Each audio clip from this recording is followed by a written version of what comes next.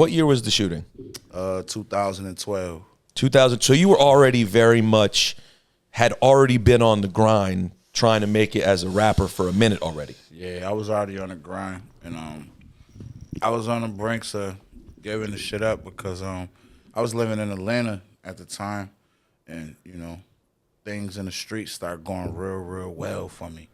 You know what I'm saying? I started getting real successful. I thought you were going to say real bad. No. You're going real well. It was already bad for me. It got real good for me. Like, in Atlanta, when I was down there, I was fucking with Rocco and them, they was showing me mad love, and, but I was already up. So it was like, I wasn't even trying to, like, get in their ear, like, yo, I rap, yo, Rocco, listen, you know Rocco, right? Yeah. I'ma do me, I'ma do me, all that. I wasn't even knowing that. Like, he just seen me pulling up in my fancy car too, and by myself, you know what I mean, and having that shit on, and I was the guy with the weed in the club in the section and shit. Like, yo, you got some more of that gas? Let me get a zip of that gas. You know what I mean? And I was just a homie. And then when I found out, like, I actually made music, I had made this tape just fucking around down in Atlanta. And it was like 6, 7 songs, and it kind of started spreading and going crazy. It was hosted by DJ Infamous. I know Infamous. Shouts to Infamous. I was having money, so I was just like, pay Infamous. Pay a DJ, pay someone to host get my shit. You know what I mean? And that shit started going crazy down there. You realize how often the semi-successful street business rapper who pays people to make mixtapes, what percentage of the time they suck? That's like a 94% suck rate. Yeah. With like, I'm gonna go a little lighter than that. 91, 97. Yeah, it might be 97, 98. We're like, mid. and you feel like, and the DJ feels pressured. Yeah. And they got offered a bag, so they just do it. Right. And yet you happen to be the one dude who's doing that, who really should just be doing the rap. Word. So, I don't even think it was that really. Like, I think just, it might have, I don't know, man. Shout out my Infamous, man, but I'm sure that was like he probably thought you were nice, though. He risky move pulling up on me and Wes at the house. He pulled up to the house. We had like, look, we had him in the kitchen. That big, like, bro, this what we trying to do, bro. Take this. We're gonna take this. We gonna make this happen. Like, what we doing? Like, Cipha, if I had come to you and said that it happened, Cipha would be like, be careful. I don't know if you should do that. I'm about these dudes. Houses, straps everywhere and all that. Like, all right, let's do it. So it ended up started like moving around Atlanta. It did, you know what I'm saying? And then that's when I ended up getting shot. You know what I'm saying? It was like in Atlanta? Not in Atlanta. I got shot when I came back to Buffalo.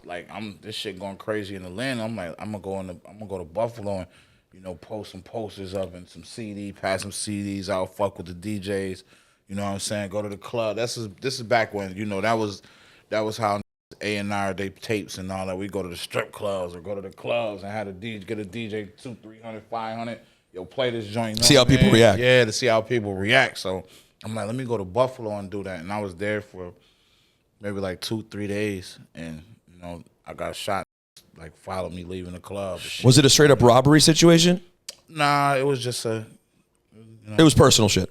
Yeah. Okay. I love that. That's the answer. And we all know what the okay. Yeah, got it. It was a bag probably involved. You know what I'm saying? Right. And we talked about this earlier today for the first time. I never really gone into depth with you on it, but like you talk about it a lot coming up out the bed. Like making it out of the shooting situation, getting from the hospital. Yeah. How touch and go was it? Like, were you in critical? Was it serious condition? Like, do you have? Yeah, I was fucked up. Yeah, I was in critical and serious condition, but God is the greatest, man, and I woke up out of that shit and made it out of that shit. You know what I'm saying? Were you aware when you woke up of what happened? Nah, but I was told when I woke up, kind of.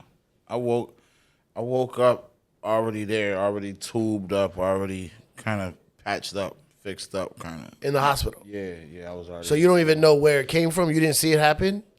I didn't see it happen. I don't know. I know it came from. So we leaving. We get to the club, dropping the homies off, pull up in the driveway, facing like that way, the driveway, like the garage and shit. And somebody just pulled up. So it is like kind of behind us. Just start spraying the back of the truck. Sheesh. You know what I'm saying? You remember that part? I remember that part because I never forget. I remember just looking in the back seat at my man to tell him like, yo, because it just sounded like, that's how I know that was the first shot that hit me, the one that hit me behind my ear. Because it was like a ring and it was like the shot sounded so faint. It was just sounded like they was like blocks away. I wanted to be like, I was looking at my man. Like, oh shit, what's happening? Like someone's like, yo, somebody letting that shit off. And I seen like how he was in panic mode, and that's when I kind of just fell out. My bad, fell out and hit the steering wheel. Oh shit! And then I was out. And you out? Then I woke up for a little bit. When I was in an ambulance, and it was like, license. And then I passed back out again. And then that's when I woke up. I was already patched up and kind of. This is very unprofessional of me and not relatable at all to what your situation is. But was there a hot EMT nurse, like a hot EMT in the ambulance? Nah, I was out there. How would he know? How would he know? Like my dream is like to get shot. But if I'm ever in an ambulance, remember that album cover with Trina? Remember Trina was in the EMT with the ambulance and she's like with the fat ass? That's like how I think. That's how I think my ambulance rides. So if you're basically saying you're asking Conway, was it like when Biggie rapped do real things? Exactly. Nurses said I need about 3 weeks for recovery. The doctor said.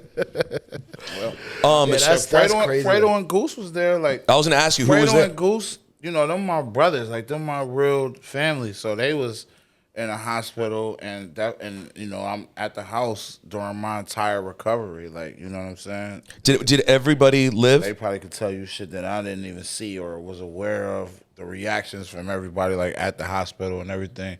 Yeah, me and my cousin Hammer, we the only ones that got hit. Okay. Yeah, everybody, we was good. See, that's crazy though, because you was bubbling in Atlanta both ways, street ways and music wise. Yeah, and you come home. Yep. That's always how it is, right? You come home. It's always the trip home, bro. Yeah. It's like Carlito's Way or some shit. It does feel like it's always like, home. You start making a legit moves, everything's starting to go right. You like, let me go home, get the buzz up, No, and feel good too. Like you were going home feeling good. Feeling good. Like I'm the man, you feel me?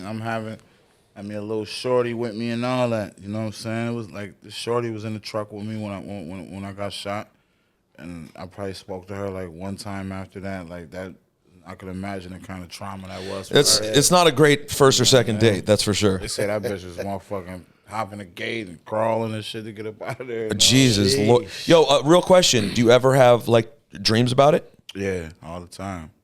What is it a similar outcome? Does it change every time? No, it's always the other outcome. It's not very good. It's always like, I don't know why I think about that and why that plays so much in my mind. Like, but I always it's called dream PTSD, about dying. son. Yeah, it's PTSD. It's trauma. Yeah, that's what my doctor told me. It's not.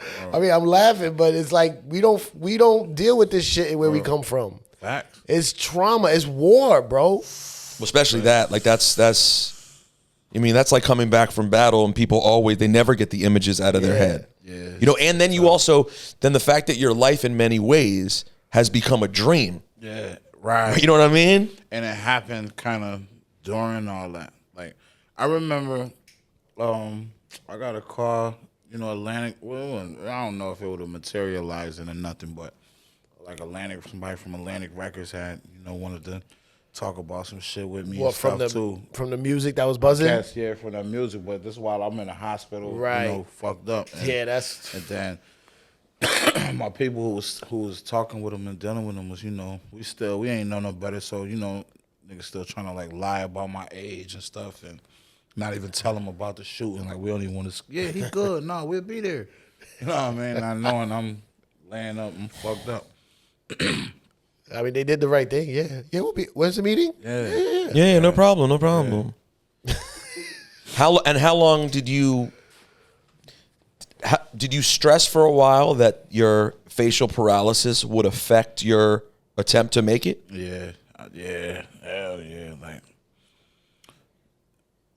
but not that long, honestly. Now that I'm thinking about it, I didn't stress for that long. I kind of was like, I got into I don't give a fuck what nobody think. I'm about to be the illest. I'm about to be iller than everybody with half my face paralyzed. Like, Nah, fuck that. And realize how to make it like a superpower. Cause I was still going to record, like asking my bro Rick Hyde, like, you know, I was back when he was asking me about the shade and all that stuff, like, and I remember I was telling you I had the bullet in my neck for like a year and a half. Which is wild also. What? When I went to finally get that shit out, when I left surgery, I swear to God on my 2 kids, I left surgery and I got in a taxi and went straight to DJ Shay's studio and recorded like 3 songs. Fresh from the hospital from getting a bullet removed out of my neck. You know what I'm saying? Like, ask Rick High. I put that on my youth. Wow. That's incredible. And just seeing them, everybody, at first it was skeptical, but seeing everybody's reaction, like, from how I sounded, because that was the only thing, like, that was, like, fucking with my mind. Like, damn, I don't sound, I sound like, you know what I'm saying? Well, like, because of your like, face? Fucked up, yeah, because of my face. Like, I couldn't, and that wasn't even, like, this. It wasn't even this well. Yeah. It was like a little more. I couldn't. Right. It was like I was talking through my teeth, kind of like. I feel like you look somewhat different in the last 5 since I met you 6 years ago. I mean, I'm sure your body naturally continues to evolve. You know, it's the power of, you know what I mean? Good ginger shots and sea moss and black seed oils. You know what I'm saying? 100% agave.